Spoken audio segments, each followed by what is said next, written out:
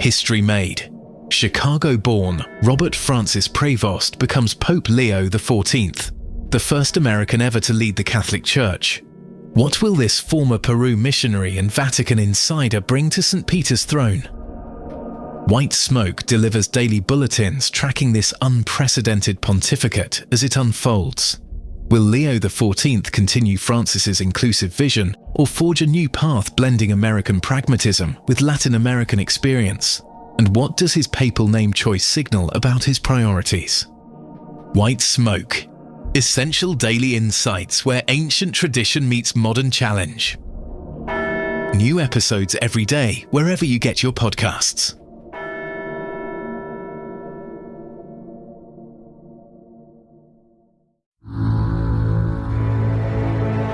Caloroga Shark Media. Well, I didn't see this first one coming. Hi, I'm Johnny Mac with 5 good news stories, and if you ran the London Marathon and you had to pee, thank you. You see, there were some specially designed female porta-potties, and a team of firms from London thinks that using urine from female competitors, specifically those in the London Marathon, can help crops be fertilized. A startup company called Pequel, spelled exactly the way you think, initially aimed to design a urinal-style portable toilet because, the lines are longer than those for the men's, for reasons we won't get into. So now Pequel has teamed up with NPK Recovery, which estimates that 1,000 liters of urine could fertilize enough wheat for 3,000 loaves of bread. Hannah is the founder of NPK Recovery and says urine doesn't have to be a waste product. Runner Susan told the Euronews, "It's brilliant to think the nervous wheeze of thousands of women are helping a good cause." Johnny Mac says, "Enjoy your wheat bread with your sandwich at lunch today." Good news for 8 seals. They were rescued off Block Island thanks to a new camera. They had been entangled, and they are now being rehabilitated at Mystic Aquarium. They'll eventually be released back into the ocean. The Division of Fisheries and Wildlife had placed the camera at North Lighthouse to keep an eye on the seals to support conservation efforts in real time. Sure sounds like it works. The DEM advises, though, approaching seals isn't just illegal, it can cause harm. Seals can carry diseases, and getting too close can put serious stress on them. Please stay at least 50 yards away from the seals. Meanwhile, in Lake Champlain, it is now believed that a self-sustaining and harvestable population of lake trout are back, baby. A decision has been made to suspend the stocking of Lake Champlain, believing that wild-born, wild-grown trout will be able to survive and spawn to adulthood without human assistance. Ellen is a scientist who says this is one of those quite rare events. It was rapid and obviously successful. Lake trout can live for 30 years, so effects on the population from this kind of management will take time to manifest. Stocking began in 1972. 18 years later, they started controlling invasive species sea lamprey. Sea lamprey preys on the trout. In 2006, there were 99 sea lamprey woundings per 100 lake trout. Wow. By 2022, that rate dropped to 23 per 100. The idea is to keep that number at around 25.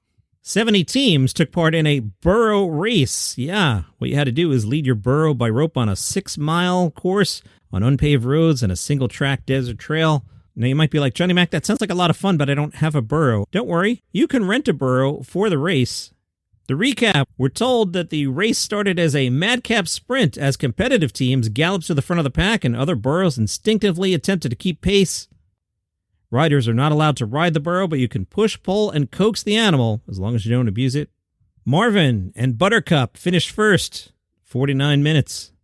Marvel said of Buttercup, she wants to be out front. She climbs really well. And good news for a British man. His car had been stolen. He got the car back, but wait, there's a twist. He had bought back his own stolen car. I mean, funny, not funny, right? Ewan came out at the end of February and found that his 2016 Honda Civic had been stolen from its overnight parking space. He was sad, and he wanted to replace the car with a nearly identical vehicle. He said, sure enough, I found one for sale. Same color, same year, same custom exhaust system. The license plate and VIN number were different from his stolen vehicle, so he didn't think too much about it.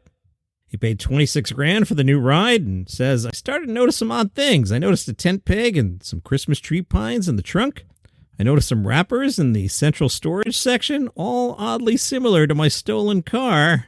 He decided to check the car's onboard GPS and discovered the car had previously been to his house, his parents' house, and even his partner's parents' house. He told the BBC, "A part of me felt sort of triumphant for a moment until I realized, actually, this isn't a heroic moment. You didn't go out and get your car back. You've actually done something stupid." He took the vehicle to a Honda dealership. Technicians confirmed the VIN was fake, and the car was the one that had been stolen. The police in the Honda garage said this was one of the best clone jobs they've ever seen, so if it wasn't for these little artifacts, no one would have ever known.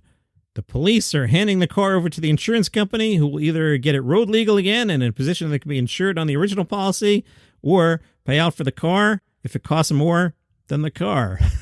I'm so confused. Those are your 5 good news stories for today. Lock your car. See you next time.